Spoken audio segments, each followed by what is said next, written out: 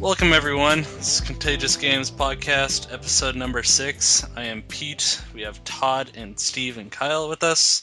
Matt will be joining us later. Say hello, guys. Hello. Hello. Hello. All right, Pete, you had a subject to talk about. Let's roll it. All right, first off, I was reading about the Vita kind of falling in sales and Sony still pushing for indies to join them. And people are wondering why. Well, this is a clear, obvious sign that they want indies to sign up for them now, even though the Vita is crashing. They want it for the PS4. That's the obvious thing. And what do you guys think about that? Them recruiting indies so they have a huge following for when the PS4 comes out. I like Go ahead, the Kyle. idea of getting a bigger audience for indie developers, and it's definitely something that all game companies should try to accomplish as much as they can. By bringing in indie developers, you kind of get indie developers aren't out there to make what the popular game is. They're out there to make something that they like. So you get games like Braid and whatnot that just kind of rock the house and then kind of changes the whole direction of that style of gaming for a while. I actually find this to be fascinating because I like to look at what consoles are going to do for us, like the next generation of gaming, and then once it's over, to kind of look back and see what happened.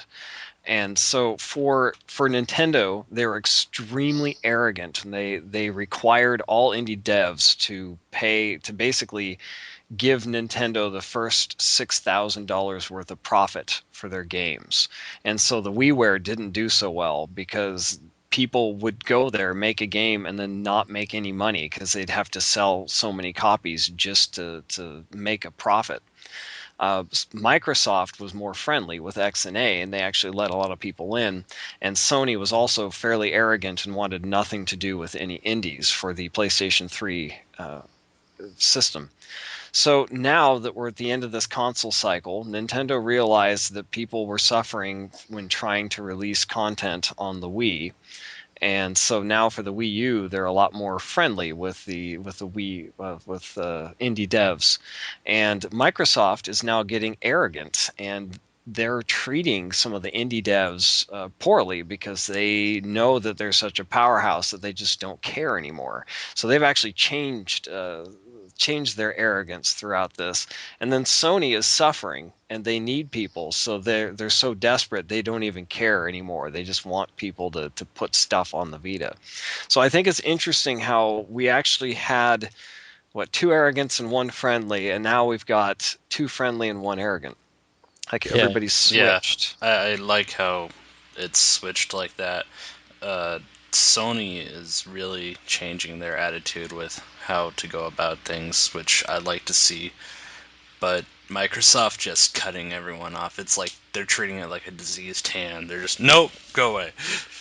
Yeah, and the other thing about Nintendo is I think I just read that they're trying to make it so it's easily portable from one language to another, or that may have been somebody else. I could be wrong, but it was like you can go from one language to the other, and that they're trying to make that as easy as possible. Yeah, I think the PlayStation consoles 3 and should do that. That'd be Vita awesome. language are very similar, and they purposely did that so that people could easily port. So a lot of the info I got was from the, the Retro City Rampage. There we go.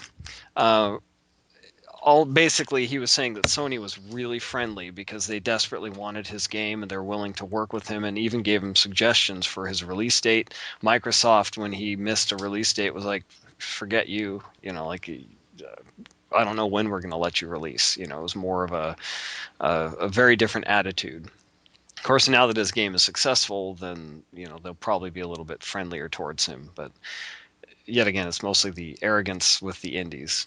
Yeah, I don't understand the mentality of Microsoft in turning off the indies, because that's where it originated, really.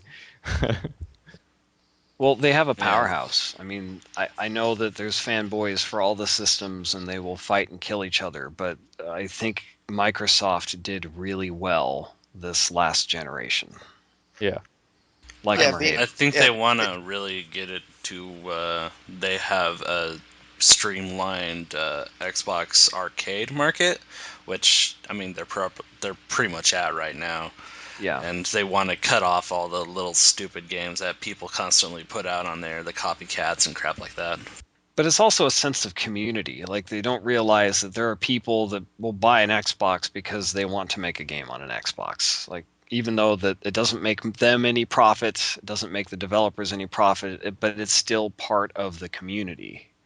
I actually convinced a friend of mine to buy an Xbox just to play our game Plague on it. Geez. It's totally worth it. Totally worth it. Totally worth it. So what is it? $300 plus your Xbox Live account, another $50, and then the $1 for Plague. So Yep.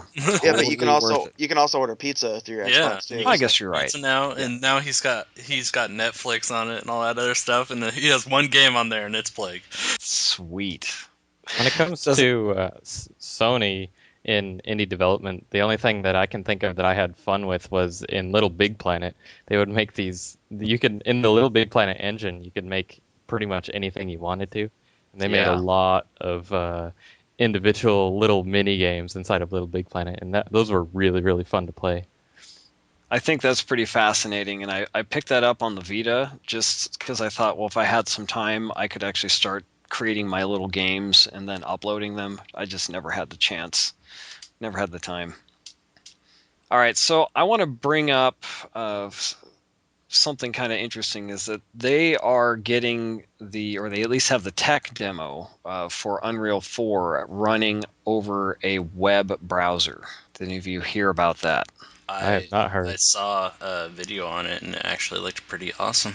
Yeah, it was the same tech demo they ran on the iPad before they really got their engine running on the iPad. So it uses HTML5, so it is trying to be as efficient as possible. But what I find interesting and almost a little scary is that if you're running Unreal 4 under a web browser, then I think we're going to see a lot of these just pay-to-play games in the future. As a free-to-play subscription. Yeah, Could be free-to-play, but is maybe becoming maybe big a right now. subscription type situation. A small subscription, maybe. I'm MMO, seeing like, a lot of free-to-play popping up, and even Xbox and Sony are both kind of banking on that for their next systems. Yeah, I would think the free-to-play model is getting more popular than the subscription model. Why would Well, yeah, prefer you can draw in people with the free to play and then add content that you pay for. It's just kind of I think a lot of developers are saying that, or at least indie guys are saying, if you do the free-to-play, the main game's free-to-play, but then you have all those microtransactions for like the outfits or whatever, they can make more bank off of that buy shit. your hat. Oh, there are so many people out there that love that just from playing Warcraft. I mean, you can see that everywhere. There's a lot of money to be made there. I've spent well over probably $400 in League of Legends, and that's a free-to-play game. Shame on you. And I no longer play it, so Money well spent. money well spent. I also fear a little bit for the free-to-play games, or let's say a subscription-based game, something like WoW. I fear that in the future, you will never be. These games eventually will die. I know it's hard to believe. At some point in time, people will move on. It may take another 20 years, but you'll never be able to play those games again, which is kind of, for me, I consider kind of death of video games, because as soon as the servers are down, that's it. It's no more game. And I don't know how, thinking about keeping video game history, how do you keep that around? They will always be around. There's a MMO I used to play called Shadowbane, which a lot of people played, but not as like compared to like WoW numbers. It wasn't a lot of people. But when the game went down, there was a team that started up that they reverse engineered the game so they could get it back, and they've been doing a free-to-play server of it, just one server, and it's completely free-to-play. They've been keeping it going for almost a year now. It's pretty awesome of them to do that. Cool. Yeah, Tell and them to there's do that also- to Auto Assault. There's also the private servers that people run. Like for Phantasy Star Online, the first one, I think it was, when that game went down, people just kept private servers up that other individuals could join in on. Yeah, if WoW ever goes down, there's enough private servers out there to people will just keep going with it. Even like Ultima Online, I don't even know if that game's still going on, but if it is, there's a shit ton of private servers out there for that game, where people have added their own shit into, and I mean, some of them are pretty cool, and other ones are meh, but it's pretty awesome just how big that community is. It's a question I've been asking myself about, like the old rumors about the new Xbox and new PlayStation being direct download only, no hard versions of the games. And I was kind of upset when I first heard that because, you can't get, I don't buy games new because they're just not worth $60 to me. But, if you do direct download, then as soon as that generation of systems done, then the game's dead. Yeah. That is one thing that scares me a little bit about downloads, is that if you don't download the actual exe file to your computer and the exe is stored on their servers, then, like for example, if Steam ever, God forbid, goes out of business, then all your games you bought on Steam are going to go away. Or as I've seen for digital downloads, sometimes a company loses the rights to the product. So it may be that they have it and they've got it for 10 years and then, nobody's buying this anymore. Why do I care? And now you can't download your game anymore, though you paid for it. Yeah, I paid for Final Fantasy VII through Square Enix, and I have to log into their servers to be able to play it, which kind of sucks. I have to be online to play. Ouch. Yeah, and I can't save unless I'm connected to their server, and it's really weird. Yeah, that's a big fear for me too. Digital downloads are just too sketchy for me because you don't download the full game to your computer anymore. All right, so I'm gonna hit you guys with kind of my big design thought. So I first I'm going to bring up hacking in video games, which meaning like when you're in the video game and your character does hacking. Sometimes it's represented by mini games. Sometimes it's represented by just a little bar going across the screen. So first of all, I want you guys to discuss, or at least mention, a form of hacking that you have seen inside a video game. Lockpicking in Fallout, would that count? Sure, why not? Kind of. That's kind of similar. There's hacking in Fallout, but yeah, there's that, but there's also like Skyrim and Oblivion that don't have hacking, but they do have lockpicking. Yeah, it's mainly the same thing. It's a little more abstract with lockpicking, but okay. So, describe the lockpicking or the hacking, just briefly. In lockpicking, you sort of try to align. I don't know what you would call it. A pin. A lockpick? Yeah. Tumbler. A tumbler. And if you get it close to whatever the correct angle is, then you pick it. Yeah, I think of minor. It's hard to explain. I think of BioShock as a big one that comes to mind. You have all the tubes that you have to align to. Oh yeah, it's like oil cap. Yeah, the fluid go through the whole thing. Or Deus Ex Human Revolution, where you have to organize the little nodes in the screen. You have one, Pete, that stands out?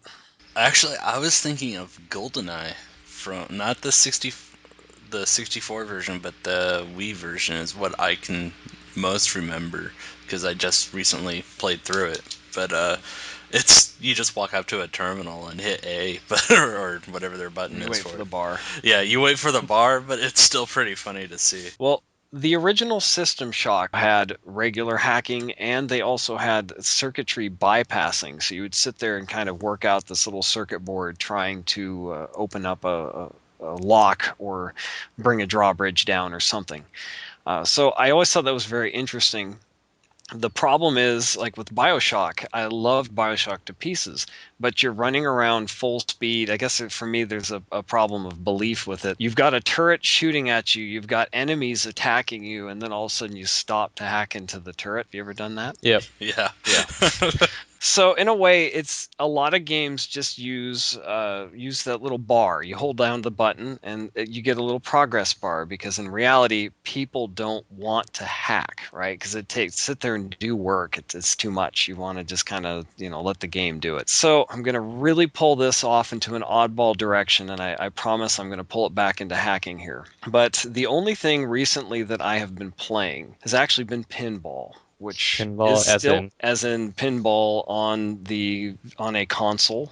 Oh, okay. No. Like Both the actually, if you're playing pinball in real life, it's going to be the same. Zen So pinball or something like that. Zen pinball, or if you have a real pinball table, it's still going to be the same. So the thing is that most people who are not really knowledgeable of pinball, we just look at it and go, okay, we got flippers and we bounce the ball around and try not to lose the ball, and that's it. But what makes pinball interesting, or at least fascinating, is that you have to figure out how to unlock sections of the board in order to rack up more points.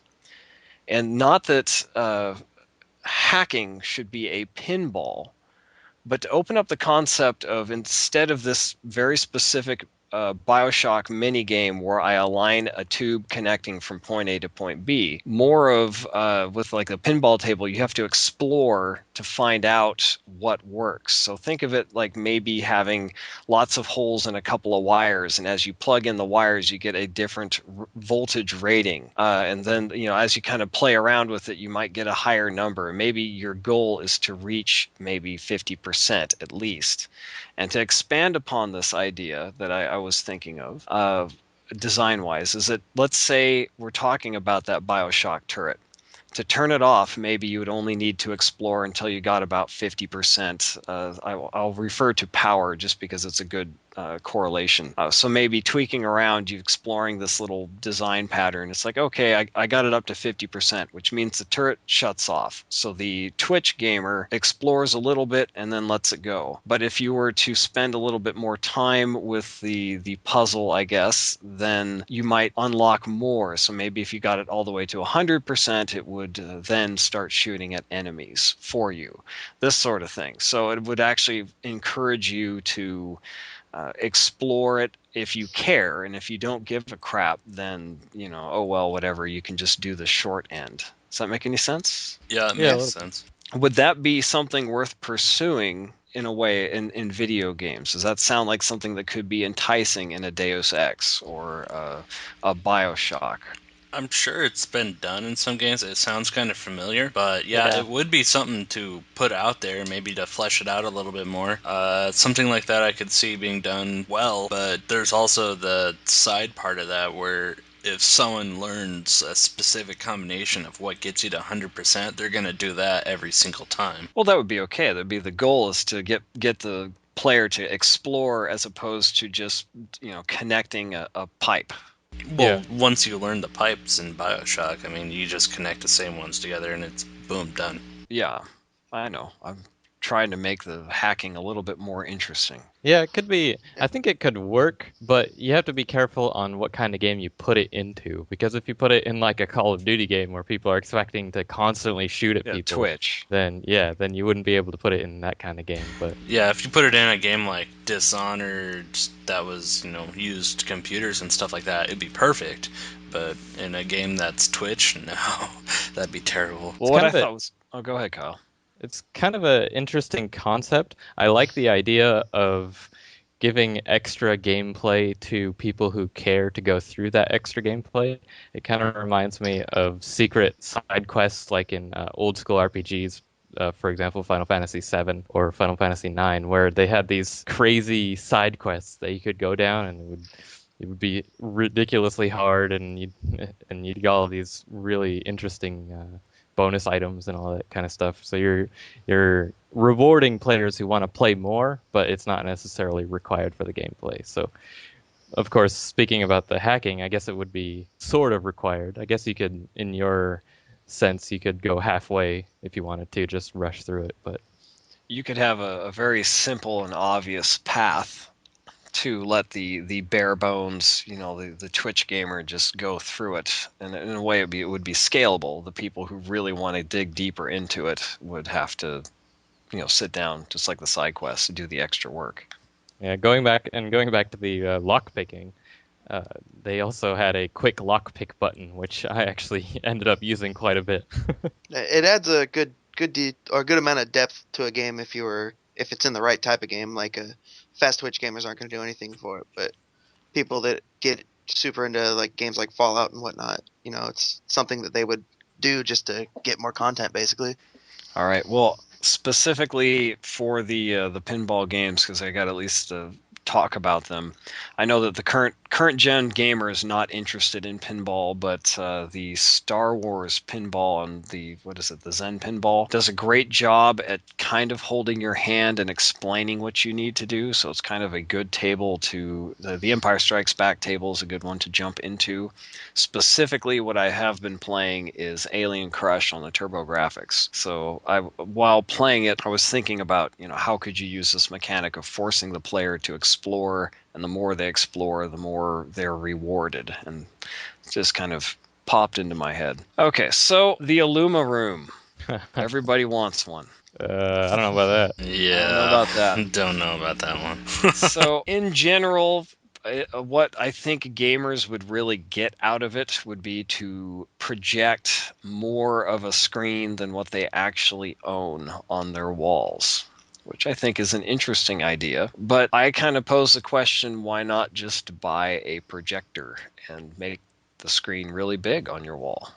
Yeah, I don't know about you guys, but my bookshelf is not a very good TV screen because it would disperse throughout the entire room and it would kind of cover your bookshelf in your entertainment center and all that crap. Yeah, I see it as being decent. Like, it could bring you more immersed into your environment, but like when I see pictures like projector images over pictures and other things like that, it immediately snaps me back out because there's a picture there. I can see it. It's obviously not, even though there's light projecting onto it, you can still see what it is. And that would distract me completely.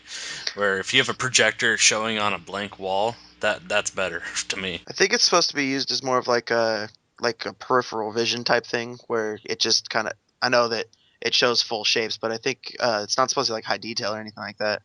It's just you're supposed to be looking at your monitor or your computer or TV screen or whatever the whole time. You'll just see what's around it. If you're gonna go into this route, then I say why not just use the Oculus Rift? Yeah, I would Get a much use an better Oculus definition. Rift and drive myself fully into it. Just plug it straight into your head. Yeah, pretty that's much. even better. Well, from their tech demo for the Illuma Room, they actually had some things that were, to me, I think might give me a little bit of a headache, but I don't know, I'd have to experience it for a while, where they would project that outer portion in your environment, and then also when you get hit, it warps the outer area so that it kind of, I don't know, it really looks trippy. It's like simulated drugs every time you get shot. But one of the more interesting things that they did with it, because they use the Kinect and they sense your environment, is they actually had a snowfall that when you walk forward and backwards would collect in front of or behind the area that it could project a little bit on your floor in front of the screen. And I thought that was kind of an interesting concept, but I can't think of very many games where that would be a major must-have, like something that's like, oh, it'd be so cool if we had this. I don't know if it'd be worth the money, I guess would be the other thing. The only thing that I could probably see it being useful for would be putting things on the side of your screen, so you could utilize the entire screen for the game, and you could put maybe the heads-up display or something on the start menu or something on the sides of your walls. That'd be kind of interesting. It's something you don't always look at, but it's nice to always have there. I would like to have off to the side of the screen or something like that, but just having the entire room lit up to show the color of whatever level you're on or stuff like that, would be more annoying to me. So I'd rather just have a projector. I don't know. The three major companies should all hire Sega to use their peripherals in the most obscure way possible. And then, That's right. Then when they fail, then now they know what went wrong. But because they hired Sega to do it anyways, they're not tainting their name. It's Sega. I'm sure Sega would appreciate that. They would. Well, they were always the first to do everything back in the day, so now they're just making Sonic games over and over again. So they're too busy being Nintendo's bitch currently. So throw them a bone. But also, Well, when you bring the Kinect into the moving thing or seeing things on the walls, you kind of get into the Minority Report interface, which Yeah. is which is Yeah. definitely an awesome thing. That is if they can implement it properly. Yeah. I think I the want my Kinect has a gloves. lot of. Will Tom Cruise hop into your room if you turn it on? I want my gloves to slide pictures across the room. Yeah. Which, by the way, When I can I met do pre-crime? yeah, the twins in that movie. Yeah. I met one of them. Weird. Yeah, and he was exactly as boring as he was in the movie. He was playing himself. He didn't have to act too far out of his own range for that film. Check the credits. It says himself. Yes, it was a friend of a coworker, and I hadn't even seen the movie yet, so it's like I met the guy. I'm like, yeah, hey, what's up? He didn't have much to say. But Anyways. yeah, that's what I could see it being used for. Maybe even have the dashboard on the side of your walls or something that you could access at all times while you're playing the game That on would your be screen. interesting. Be kind of cool.